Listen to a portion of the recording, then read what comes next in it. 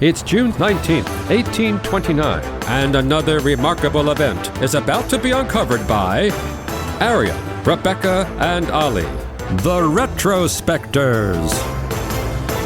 If you've ever wondered why police officers are known as Bobbies here in Britain, it's thanks to the events of today in history in 1829, when future Prime Minister Sir Robert Peel, hence Bobby, got royal assent from the Metropolis Police Improvement Bill that he'd submitted to Parliament, thereby creating London's first professional police force. Yeah, and the full title of the bill was the Act for Improving the Police in and Near the Metropolis, and allowed for a creation of a new force of 3,000 police officers who would ultimately be under the control of the Home Secretary, Robert Peel, who I think probably couldn't envision that both of his names would become nicknames for the police. There's Bobbies, which is still in use today, although it's a bit quaint, and Peelers, that was very popular in the era. The first constables didn't make it to the streets until the end of the following September, but when they did, they must have looked a very curious sight, because a peeler's uniform was a really strange mix. As servants of the people, they wore tailcoats, but because they needed an air of authority, they also wore top hats, which is quite funny,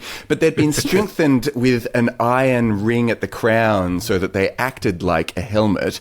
Then they had a stock around their neck, which was stiffened to guard against garrotting, and they had this heavy leather belt hung with handcuffs and a wooden truncheon, and potentially, but not always, a cutlass in a scabbard. It's the funny mix of sort of gentlemanly attire, isn't it, and thuggery. Yeah. Yes, exactly. They're kind of trying to get to. Excuse me, sir, is that a truncheon in your pocket? I preside over you, but I will also bash you. But the whole uniform was also blue, so as not to make people concerned that they were being policed by the army, who at the time wore red. And this was the whole idea that Peel was trying to convey, which was, that he really believed in the notion of policing by consent. The idea was that you weren't being presided over. There was no threat here. This isn't a dictatorship. Yeah, and they'd been dabbling with this all over the country. In 1800, there was an Act of Parliament in Glasgow to establish its own city police force. That was actually the first professional force.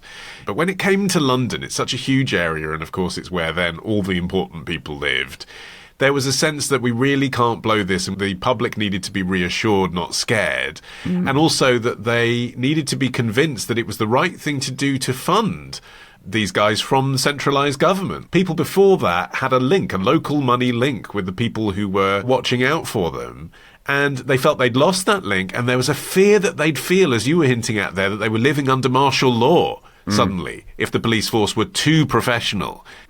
Yeah, the police force represented a radical departure from what had been basically a citizen-led system where individuals sought out the assistance of constables and magistrates to get their crimes solved, to one that was controlled by these paid, uniformed, armed representatives of the state. There was a lot of radicalism in the air, and political progressives couldn't help but notice that this sudden governmental concern with policing came at a time of a lot of political upheaval and protest, and that obviously it could be used to suppress those things. And it was unpopular with the working classes too, because basically the way that things had worked before was that it was almost like a bounty system. If you had the money, you could probably get justice, and if you didn't, nobody would be very interested in helping you, because constables, as they were, almost worked on commission a lot of the time. And so without a financial motive to concentrate on juicy crimes like murders and burglaries, police officers were now free to wander the streets, harassing and arresting Londoners for pretty minor infractions like drunkenness or fighting. Well, also that there was this feeling within many of the parishes that they were going to be losing control over their local institutions,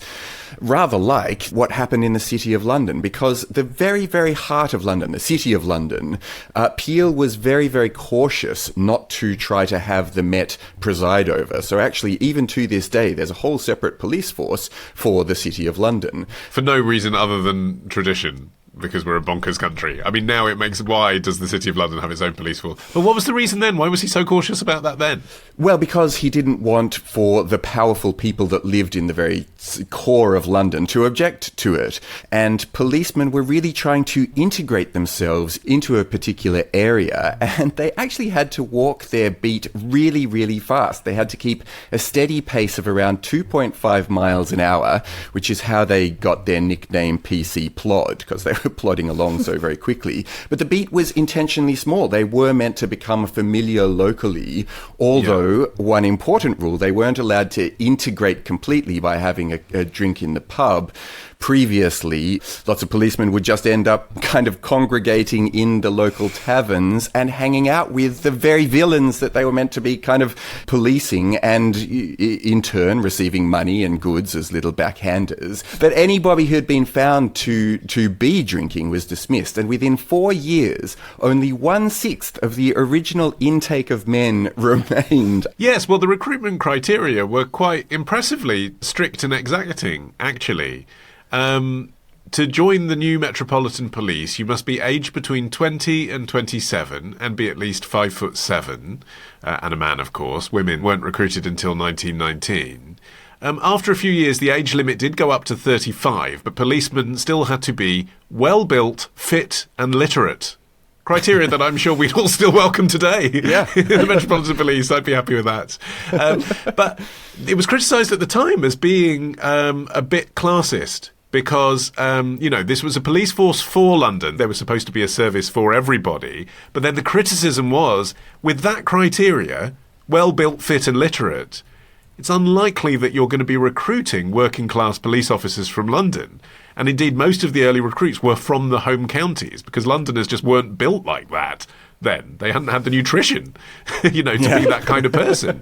And so you immediately had this them and us feeling, even though they were trying to combat that. The thing is, though, it still represented an improvement in the sense that the force was being centralised as a public body, because the previous sort of competing factions of constables and night watchmen, etc., tended to be in the hands of whoever could pay. Even people like Henry Fielding, who created the Bow Street Runners, which you may have heard of. The point of him creating it was that as a magistrate, he could see how ineffective and corrupt the policing system was in London at the time. So in 1749, he created this force of 6 constables he had chosen himself, which aimed to bring some structure and oversight to the practice of what then was called thief-taking. It wasn't even called policing. It was basically bounty hunting. And the thing is that was, a lot of people call it the forerunner of the modern policing system, but it was in the hands of Henry Fielding, who was a well-off magistrate. And although it was a positive thing, it could easily not have been. The whole system was in the hands of individuals. So at least this was trying to bring it into a centralised structure.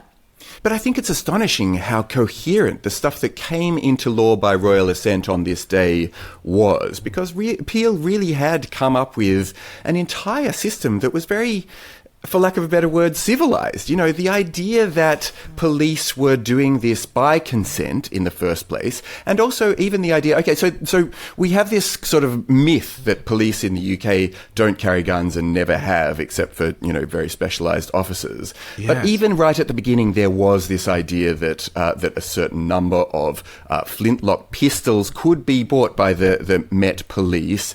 But while they had them in their possession, it's true that police officers routinely didn't carry them. And I think that's really important. That's been like one of the features of policing in the UK, that even as, so many aspects of this particular police force, the Met Police, have spread around the world, and it really has spread around the world, that's something that hasn't always gone with them. And I think it is to the benefit and to the credit of the police force in the UK that they had that in the first place, and they largely stuck to it. It made the force less violent than it could have been. But I do wonder if it again comes from class prejudice, slightly. Because I was a bit shocked to see that some of the officers were allowed to carry pistols back then, because I thought that they'd never had guns and that must have been a 20th century thing and only for people that had the firearms training. But higher ranking officers were allowed to carry pistols. But you're kind of thinking, okay, well, how do you get to be a higher ranking officer when there hasn't been a police force before? Yeah. And the answer must surely be public school and the army, right? Yeah, you could tell because they had the biggest top hats. And so another week of retrospecting ends. But next week begins a day early at CLUB RETROSPECTORS. Join us now to get an exclusive episode every Sunday.